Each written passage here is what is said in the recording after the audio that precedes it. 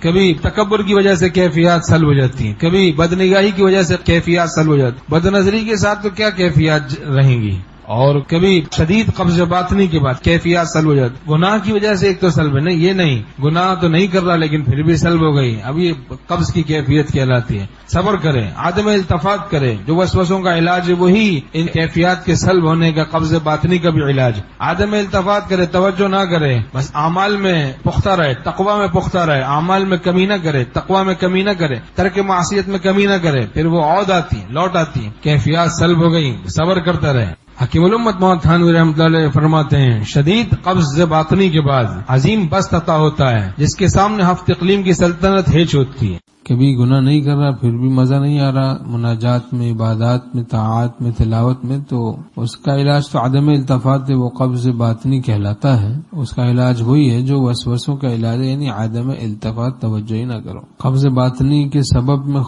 غور کرنا یہ بھی باعث تشویش ہے، اس سے بھی بچنا چاہیے۔ ہاں تھوڑا تأمل کر لے، تھوڑا سا سوچ لے کہ بھئی کوئی گناہ تو نہیں سبب بنا ہے یہ کیفیات کے سلب ہونے کا، اگر گناہ سبب بنا اسے تائب ہو، توبہ کرے، گناہ سبب نہیں بنا کوئی ایسا تو اپنے کو گنہگار ہی سمجھے، لیکن اس کے سبب میں غور خوض نہ کریں۔ امور مشوشات سے بچو، ہمارے والا رحمۃ اللہ علیہ فرماتے تھے تشویش والی باتوں سے بچو کہ قلق سے تعلق مع اللہ گھٹتا ہے، خامخواہ فضول غم سے گھٹتا ہے تعلق مع اللہ، اور نشاط سے بڑھتا ہے، غیر اختیاری چیزوں کے پیچھے پڑنے سے بھی تعلق مع اللہ کو سخت نقصان پہنچتا ہے۔ اختیاری کام کریں، ہم غیر اختیاری باتوں کے پیچھے نہ پڑیں۔ اختیاری اور غیر اختیاری کا مسئلہ نصف سلوک ہے بلکہ کل سلوک ہے۔ اللہ کا راستہ کل جان گیا، جو اختیاری اور غیر اختیاری کے مسئلے کو جان گیا اور اس کے مطابق یعنی اختیاری کام کریں ہم، اور غیر اختیاری کے پیچھے نہ پڑیں، در پہ نہ ہو۔ دوا کرنا اختیاری ہے، شفا اختیاری نہیں ہے، اس کے بہت زیادہ اس کے بارے میں سوچتا رہے گا، انہماک ہوگا، متفکر رہے گا تو پریشان ہوگا۔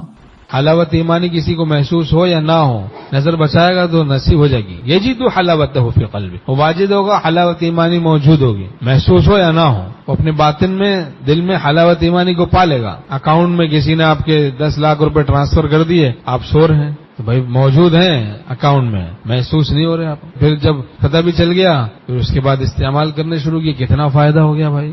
اس کے گھر میں فریج کی ضرورت تھی، فریج بھی لے لیا، اسپلیٹ کی ضرورت تھی، اسپلیٹ بھی لے لیا، اور کوئی اس کو کام کروانا تو وہ بھی کروا دیا، تو حلاوت ایمانی مل گئی تو دنیا آخرت کے سارے کام بن جائیں گے۔ یہ 10 لاکھ روپے کیا حیثیت رکھتے ہیں؟ حلاوت ایمانی اور تعلق مع اللہ اور اللہ کی ولایت کے سامنے بس ولی اللہ بن جائے گا، اللہ کے ساتھ دعا کرے گا، اولیاء اللہ کی دعا بہت قبول ہوتی ہے۔ تو چنا خواہت خدا خواہت چنی، میداحد یزدا مراد متقی، تو جو چاہے گا اللہ اپنی رحمت و کرم سے وہی چاہے گا کہ متقین کی آرزوؤں کو اللہ پورا کر دیتا ہے۔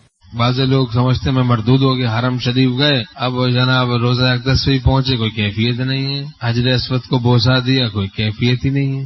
کوئی بات نہیں، وہ گناہوں سے اگر بچ رہے ہیں، تقوی سے رہ رہے ہیں، کوئی کیفیت نہیں تو کوئی کمی نہیں ہے۔ اب شیطان ایسے موقع پر مایوس کرتا ہے کہ بھائی تم اگر مقبول ہوتے، محبوب ہوتے تو یہاں اس مقام پہ تو تمہارا کیا حل ہونا چاہیے تھا، بس وہ عجیب عجیب سجا رہا ہے۔ تو کیفیات تو محمود ہے، مقصود نہیں، ہو تو شکر کرے، نہ ہو تو کچھ فکر نہ کرے، کیفیات تو اچھی چیز ہے۔ ہاں اگر گناہوں کی وجہ سے کیفیت سلب ہوئی تو اس گناہ سے توبہ کرنی پڑے گی۔ تکبر سے کیفیت سلب ہو جاتی، کبھی کسی کو حقیر سمجھنے سے کیفیت سلب ہو جاتی۔ من عیر اخاہ بذنب قد تاب منہ لم یمت حتی یعملہ، نیک اعمال کی توفیقات سلب ہو جاتی ہیں کسی کو حقیر سمجھنے سے۔ کیفیات اور یہ رونقیں، بہاریں، یہ تو تعلق مع اللہ کی لونڈیاں ہیں نا، یہ خود آ جاتی ہیں، خود آ جائیں گی۔ تعلق مع اللہ اگر نصیب ہو جائے، تعلق مع اللہ نصیب ہو جائے، اللہ تعالیٰ کی نسبت، ولایت اور دوستی، تو کیفیات تو زبردست پھر رہتی ہیں۔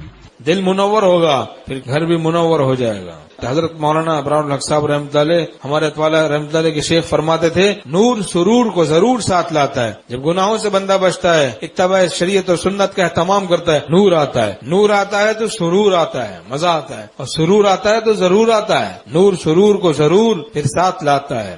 انس کی کیفیت صاحب نسبت لوگوں کو اکثر رہتی ہے، انس ایک رنگ ہے محبت کا۔